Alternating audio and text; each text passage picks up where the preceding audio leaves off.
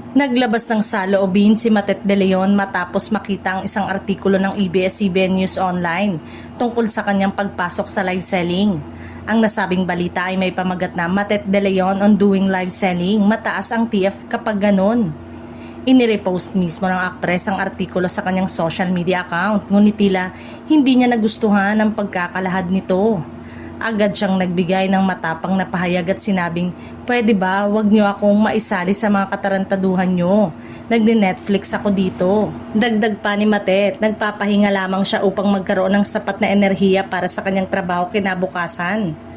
Nagtaka naman ang ilang netizens sa naging reaksyon ni Matet dahil ang ginamit na pahayag sa headline ay mula rin sa kanyang naging panayam sa I Listen ni Cara David. Doon ay ikinento niya na malaki ang kinikita niya sa live selling ng mga produktong kanyang iniendorso. Ayon kay Matet, mataas ang kanyang talent fee sa ganitong klase ng trabaho dahil kilala at sikat ang mga produktong kanyang ibinibenta. Hindi nila alam kung magkano ang bayad sa akin pagtinda ng corned beef.